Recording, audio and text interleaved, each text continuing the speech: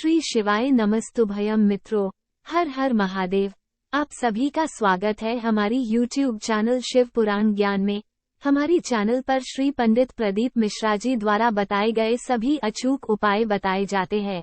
सही जानकारी के लिए हमारी चैनल को अवश्य सब्सक्राइब करें। मान लो किसी नारी का पुत्र या पति रोग से ग्रसित हो,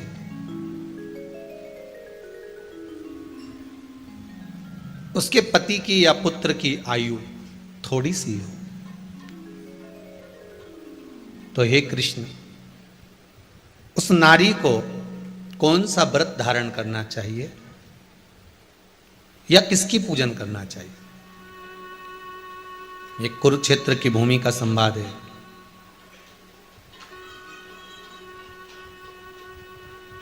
भगवान कह रहे हैं, मां, अगर नारी अपने पुत्र और अपने पति के लिए, उसकी उम्र की वृद्धि के लिए, रोग मुक्ति के लिए, विश्व के ताप को कम करने वाले चंद्रदेव की आराधना, पूर्णिमा के व्रत को धारण करती है, तो नारी उस व्रत के प्रभाव से अपने पुत्र और पति की बीमारी को, रोग को हर लेती है।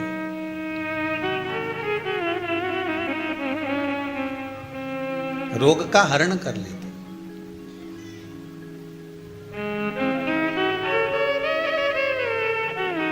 महाराज,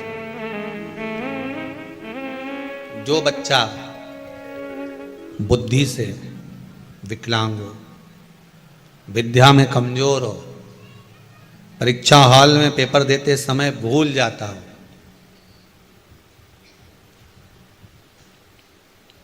विवेक काम ना करता हो, तो निवेदन है, किसी भी पूर्णिमा की रात्रि को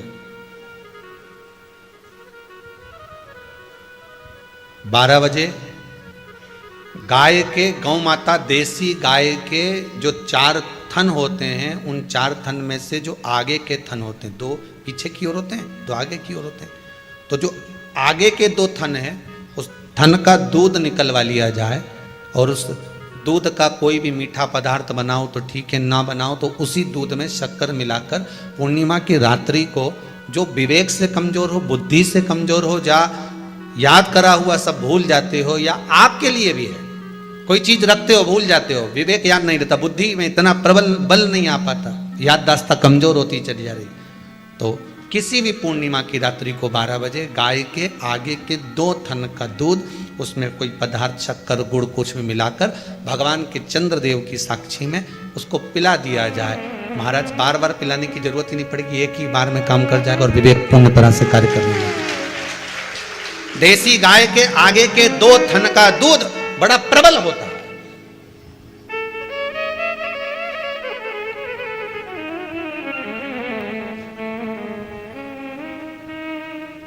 पूर्णिमा की रात्रि को 12 बजे उसका प्रयोग किया जाए। आप उस दूध को निकाल लो, शाम के समय, रात्रि के समय ग्वाले से कहकर, जिसके यहां पर देसी गाय हो, वहां निकलवा कर उसको रखा जाए, उसका पान करा जाए। महाराज, रोग बीमारी में प्रबलता, तो मां यशोदा जी जग कल्याण के लिए पूछ रही है, संपूर्ण विश्व के कल्याण के लिए।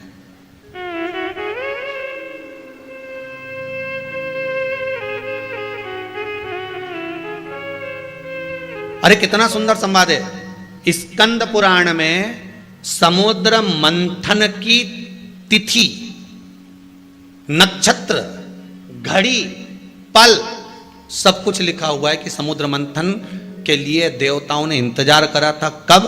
जब चंद्र का प्रभाव पूर्ण हो। जब चंद्र का प्रभाव पूर्ण होगा, तब जो मंथन होगा, उस मंथन का जो सुख होगा, वो जीवन को आनंद दे जाएगा। हो सकेगा तो कल की कथा में मंथन के लिए जो समय स्कंद पुराण में कहा गया कि ये समय में चंद्र प्रबल होगा, उस चंद्र की प्रबलता में मंथन का कार्य प्रारंभ करा जाए। देवता और राक्षस मिलकर मंथन करें। कल की कथा में वो पल, वो समय भी बताएंगे कि क्यों इंतजार कर रहे हैं कि चंद्र प्रबल हो तब हो? क्यों भीष्म पितामह इंतजार करते हैं कि सूर्य उत्तरायण हो तब जाऊं?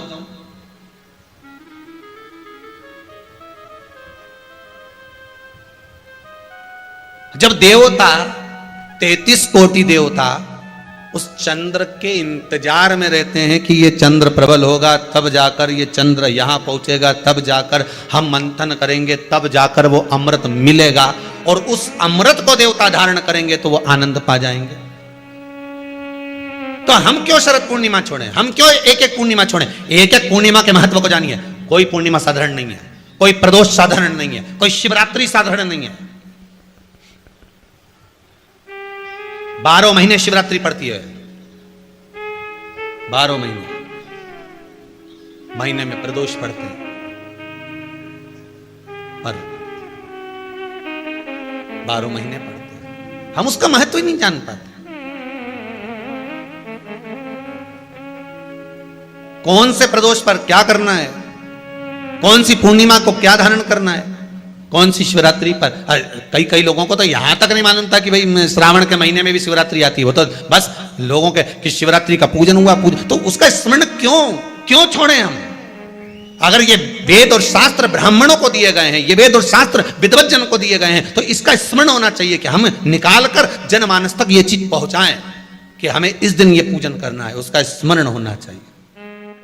अगर आपको यह वीडियो पसंद आया है तो कृपया वीडियो को लाइक करें, कमेंट करें और हमारी चैनल को सब्सक्राइब करें। श्री शिवाय नमस्तुभ्यम।